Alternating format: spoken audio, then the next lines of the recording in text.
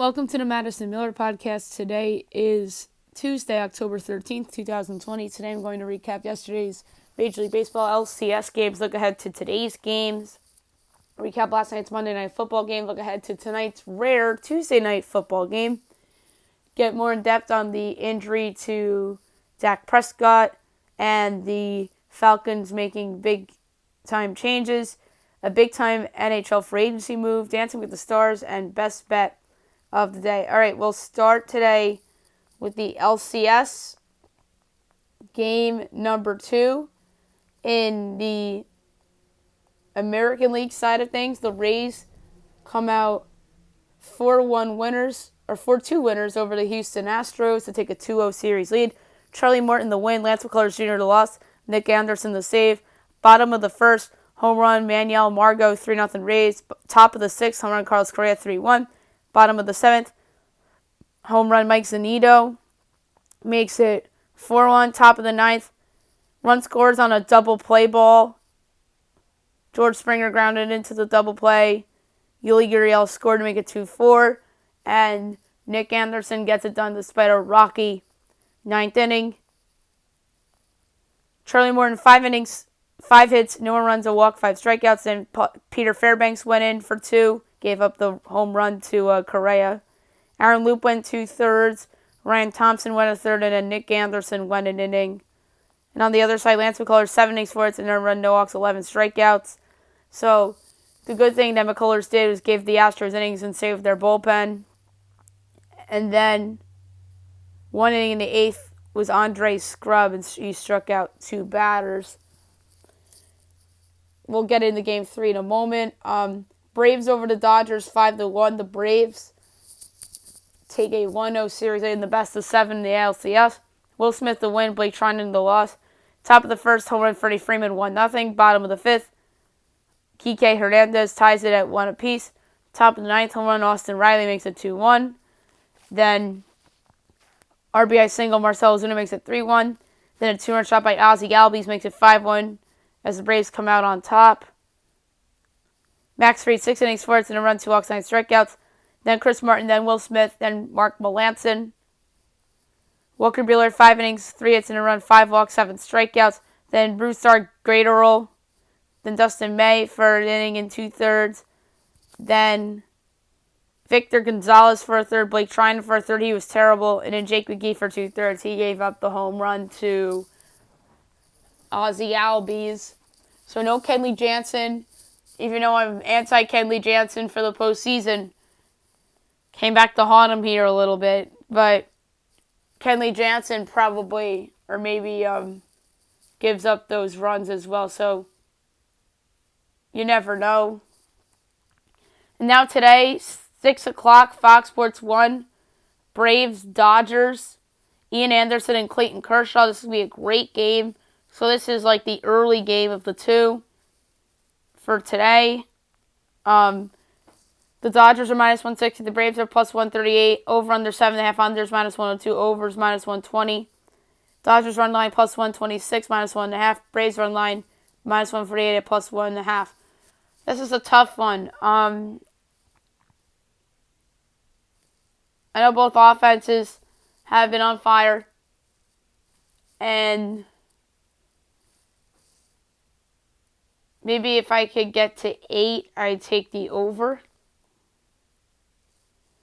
I'm leaning the over right now. I think the Dodgers even it up tonight. Clayton Kershaw will pitch well enough to win. I think the Braves offense is very good. I think the Dodgers offense can rebound a little bit. Ian Anderson, I like Ian Anderson. He's pitched well in the postseason thus far. And I think that the Dodgers are just better offensively. Although I like the Braves offense too, but I just have a gut feeling tonight about the Dodgers. So my play for the game will probably be over 7.5, minus 120. It's a lot of juice. So I'm gonna wait for it to go to 8 to pull the trigger. So go with the over here. I'm gonna say the Dodgers get it done by a score of 5-4 tonight. And then At 8:40 on TBS, you have the Rays and the Astros. Even money. Each team's minus 108. Over 8.5, minus 132. Under 8.5, even money. Rays run line plus 146. Astros run line minus 174. So the Rays are slight favorites. I'm going to take the Astros minus 108. Yerdiki's been very good in the postseason. I think this would be the game where the Astros win in the series. Rays going with Yarbrough, the opener. Last time they went with an opener, they lost. But they lost that game because of their offense, not because of their pitching. So, give me Jose Urdicain and the Astros to get on the board in the series. I'm going to go Astros minus 108 for my play, although under 8.5 at even money is enticing as well. Now we'll move on to the NFL. Good game last night. The Saints come out on top 30-27 in overtime. As they improved to 3-2, the Chargers dropped to 1-4. Well, Los Angeles, I just said the wrong team name. Drew Brees, 33 of 47, 325 yards, a touchdown, the pick. Justin Herbert, 20 of 34, 264 yards and 4 touchdowns. He was excellent. He deserves no blame for the loss here. And I was right. The Saints won and the Chargers covered. And over for 9.5 hit easily. And now tonight, the return of the Titans. And they host the Buffalo Bills, who are giving 3.5 points to the Titans. The Bills are minus 180, Titans plus 152 straight up. Over under 51.5. I'm laying it with the 3.5 of the Bills. They're undervalued every week. They've been a team I've bet on a lot this year and have done me well. And I'm going to do it again here. This should be a 5 or 5.5 point line, depending on the fans. The total should be 53.5, so there's some value on the over as well. So because of the value of minus 3.5, I'm going to take it here, and I think there's a shot this drops to 3. So give me the Bills minus 3.5 at Tennessee, and I think Tennessee will miss their players that have tested positive, and Josh Allen will continue his MVP type of season and will lead the way for the Bills to start 5-0 on the year. Now we'll talk about the injury to Dak Prescott. Obviously, it was ugly. He dislocated his ankle. It was very reminiscent of Gordon Hayward's injury back in 2018 when the Celtics played the Cavaliers on opening night, and he twisted his ankle. And it's just very sad for the Cowboys. Probably did cost them some money. But I think the Cowboys are going to pay him anyway, but not going to pay him as much as he initially wanted. Now they go to Andy Dalton, who's one of the better backups in the league. Dalton obviously was cut from the Bengals because they decided to go Joe Burrow. Dalton had success early in his career. Obviously has led his team to the postseason a couple times. 0-3 in the playoffs, but that they went up against better teams. Sometimes they just didn't show up for those games. And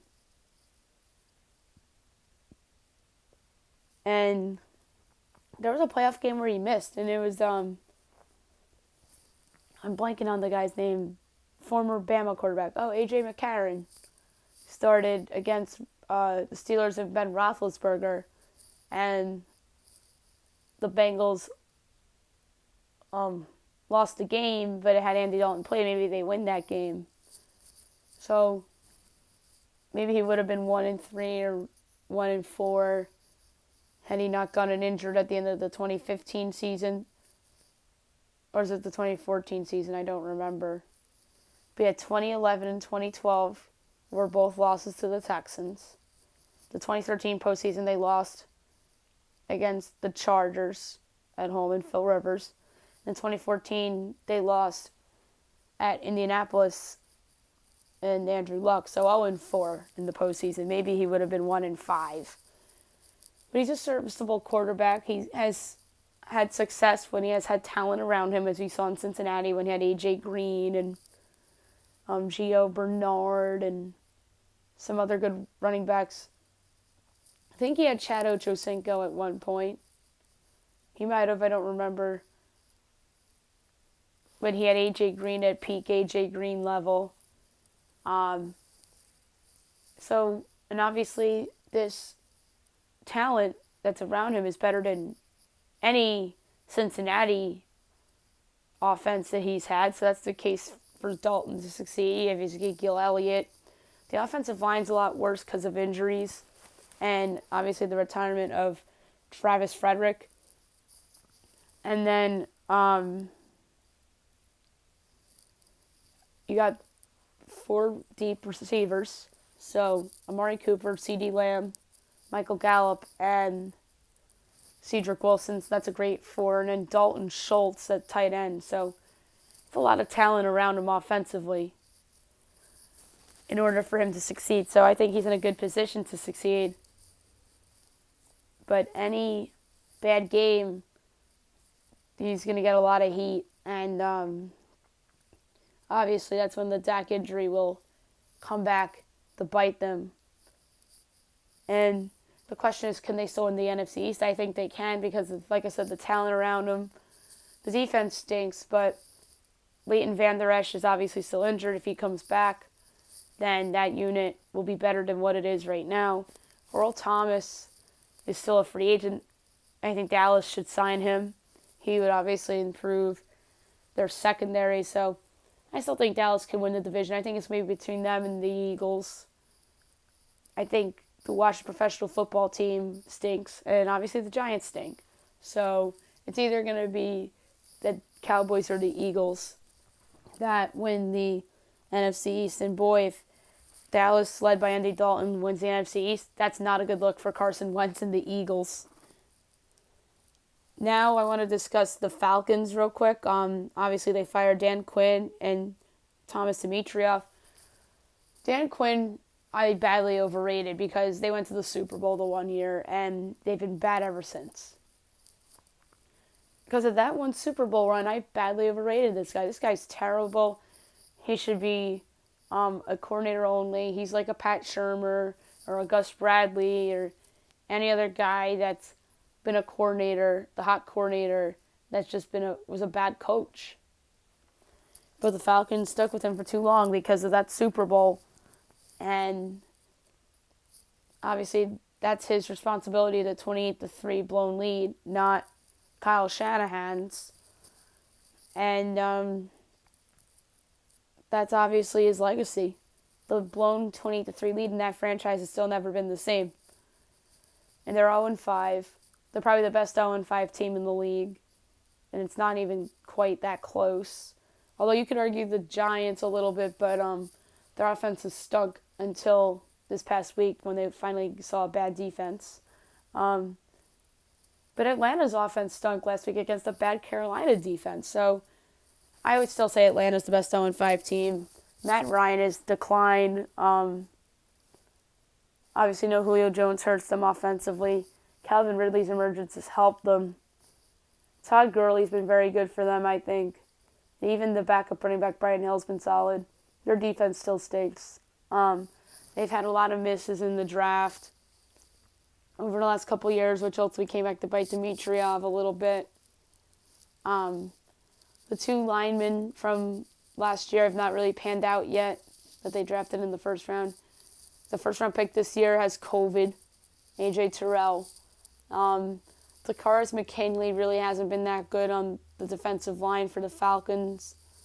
So the only hit in terms of first round picks over the last couple of years has been Calvin Ridley. Other than that, it's been all bad. And Dimitroff had a good career and then had a bad couple drafts, and now he's out of a job. I think Dan Quinn will land on his feet as a defensive coordinator somewhere. And I think Dimitroff, will be back in the league as a general manager. he'd be an upgrade over Dave Gettleman with the Giants. He'd be an upgrade over some other situations around the league. The Texans should look at Dimitroff, I think. Maybe if Jacksonville cleans house, they could look at him. I'm trying to think of other situations that I could see Dimitroff potentially being involved in. Maybe even the Jets if they decide to completely clean house with Joe Douglas and Adam Gase. And don't forget, Adam Gase hired Joe Douglas, so I think Joe Douglas' job could be in jeopardy here as well. Although he wasn't the one that drafted Sam Darnold. Mike McCagnon drafted Sam Darnold. So there's a couple other possible landing spots for him. If the Miami thing doesn't work out, maybe he goes to the Dolphins.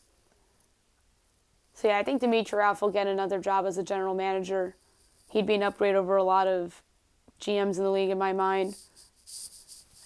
And I think Dan Quinn maybe will be a defensive coordinator somewhere, maybe Dallas, because obviously their defense stinks. I could see him being maybe Seattle makes a change. Their defense is bad, but that's funny because I think he came from Seattle. So that'd be a little ironic if he wound up working for Pete Carroll again. So, yeah, Dan Quinn has options as a defensive coordinator. And it's going to be interesting to see what he chooses to do. Now we'll talk about some hockey. Last night, the Vegas Golden Knights leaked out the worst-kept secret.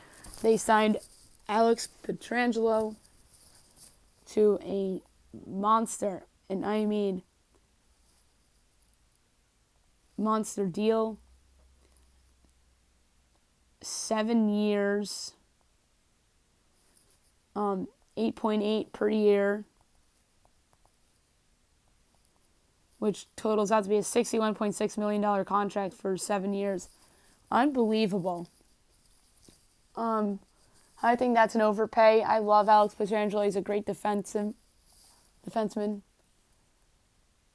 But that's a massive overpay by the Golden Knights. Not to say it's a bad signing. It's a good signing, but sometimes you have to overpay to get the player you want, and they certainly did so in the case here. And now I think that they improved themselves, even though they had to sacrifice Nate Schmidt to do so. And they're obviously still a top 3 team in the Western Conference in my mind.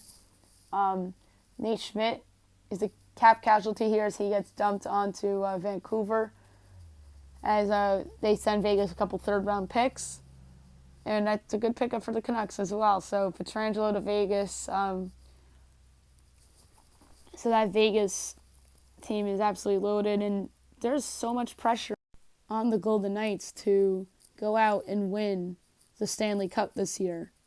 Or within the next 2-3 years. The owner is all in, Bill Foley.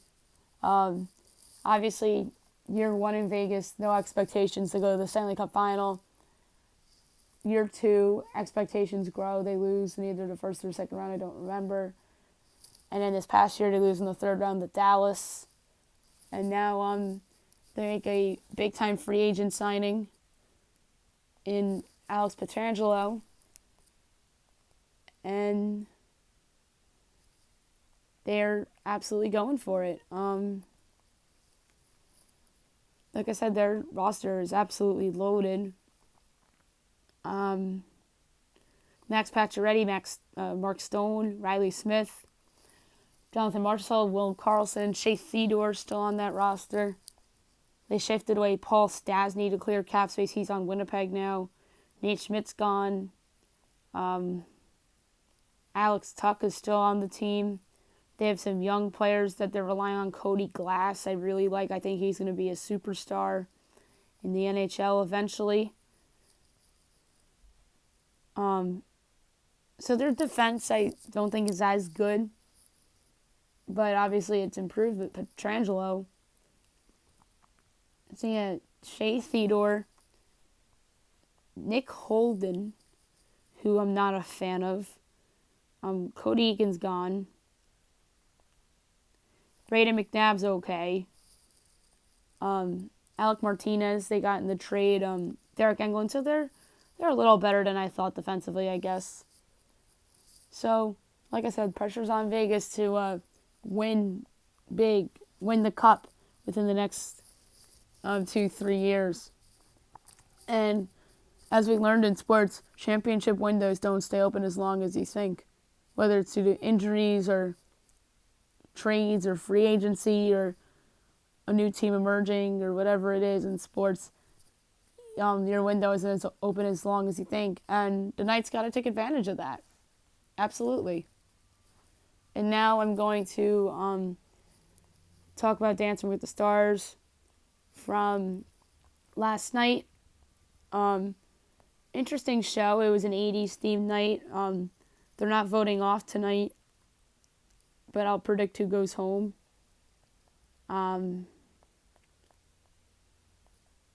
Justina and Sasha did a jazz dance to Maniac by Michael Sambello and got a 24. Jesse and Sharna did a tango dance to Everybody Wants to Rule the World by Tears from Tears and got a 19.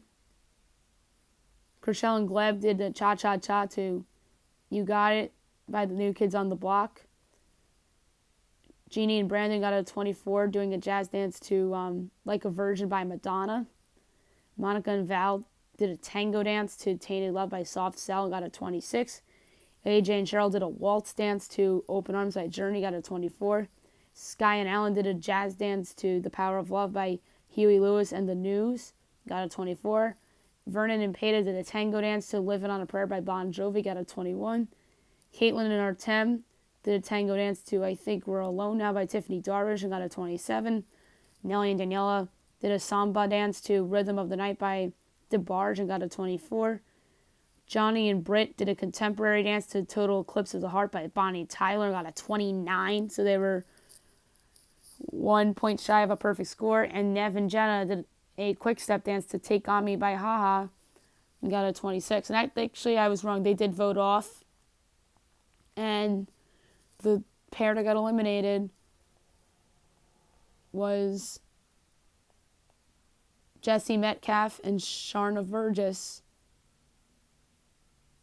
So they actually did one show this week because The Bachelor is on the night. So they voted off tonight. I didn't realize that till just now. In terms of the votes to save, Inaba and Tonoli saved Vernon and Peta. And then Howe did not vote, but would have voted to save Vernon and Peta. It's going to be interesting to see what next week's show will be.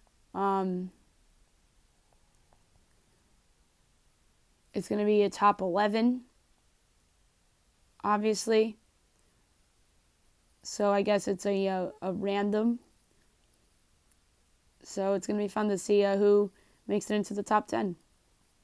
Best bet of the day brought to you by FanDuel. I think I hinted at it earlier. I'm taking the Bills minus a 3.5. I love it. Love it, love it, love it. I think the Bills have been undervalued all year long. I think that Josh Allen and the Bills are going to be ready to go. They've had a ton of time to prepare for this.